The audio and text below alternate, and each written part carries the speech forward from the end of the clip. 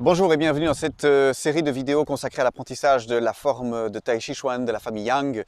Comme tout le monde est confiné, je donne cours à distance, ce qui permet à mes élèves de revoir les mouvements et si vous nous rejoignez en ligne, eh bien, comme ça vous pouvez apprendre le Tai Chi Chuan et profiter de ce temps que vous avez confiné à la maison pour apprendre le Tai Chi Chuan. Donc je revois les mouvements de la forme ici, un par un, j'en vois un par jour.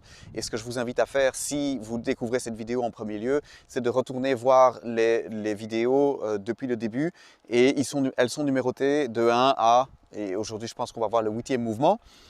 Merci de vous abonner à la chaîne YouTube si ce n'est pas encore fait, donc abonnez-vous à la chaîne YouTube. Vous pouvez aussi liker la page Facebook de Fighting Flow, ce qui nous permet de rester connectés et donc ce qui vous permet de recevoir aussi le contenu au fur et à mesure, jour après jour quand je le publie.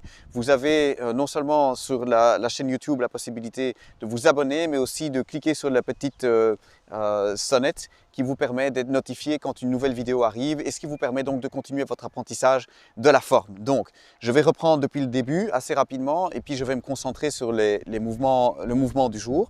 Donc, on avait déjà vu l'ouverture, monter les mains, ramener les mains au bassin. On avait vu le soulevé du manteau et puis on avait descendu les mains comme ceci, prendre une balle, faire pan, pivoter le buste et aller vers le double hand pan.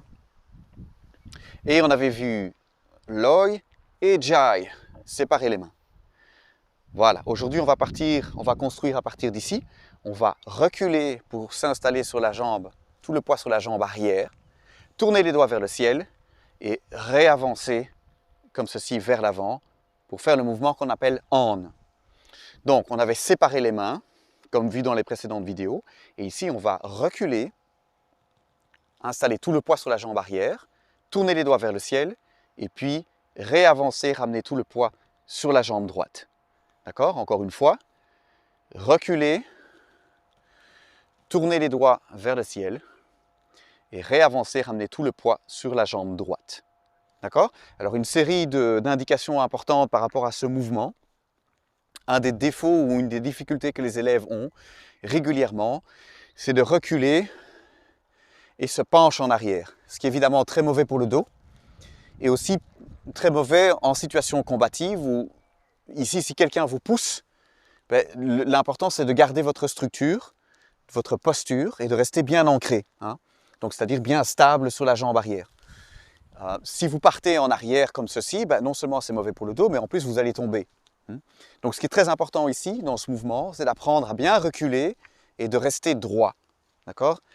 Vous n'avez pas toujours la certitude d'être droit parce qu'on a l'impression d'être droit, mais il faut souvent un partenaire pour corriger et vous dire non, non, un petit peu plus par là, un petit peu plus par là. Ce que je vous invite donc à faire, c'est soit éventuellement de vous filmer, soit de demander à quelqu'un de vérifier votre posture, soit de vous regarder dans un miroir. Donc vous faites le mouvement, vous reculez et vérifiez ici que vous n'êtes pas comme ça. D'accord? Même chose quand on avance. Certains élèves risquent de se pencher en avant comme ça. Donc à éviter aussi de terminer le mouvement penché en avant. D'accord? Donc on va reculer, rester droit, tourner les doigts vers le ciel et puis avancer, rester droit. Tout le poids est en fin de mouvement ici, sur la jambe droite. Quelques petites précisions encore. On recule avec le dos des mains et les doigts sont juste activés, pas à mort, mais pas non plus trop tendu. Et on recule avec le dos des mains. Et c'est seulement, il faut d'abord tourner les doigts vers le ciel avant de réavancer. Comme ceci. Et on avance avec les doigts tournés vers le ciel. Comme ceci. Comme si vous teniez une balle et vous la donnez comme ceci avec les doigts vers le ciel. Ça va? Donc je reprends depuis, on était arrivé, on a fait Loi, Jai, séparer les mains. Ici on va reculer, tourner les doigts vers le ciel et avancer pour faire On. Encore une petite métaphore que j'utilise beaucoup, que j'aime bien et qui est utile après quand on utilise le mouvement dans son aspect combatif. C'est on va passer le petit pont en reculant, tourner les doigts vers le ciel et on va repasser le pont dans l'autre sens.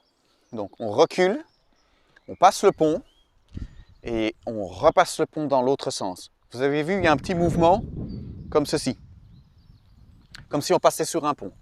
Donc après avoir séparé les mains, je vais reculer, passer le pont, tourner les doigts vers le ciel et repassez le pont. Voilà, ça c'est pour le mouvement d'aujourd'hui, c'était On. Demain, on travaillera les poissons yin-yang.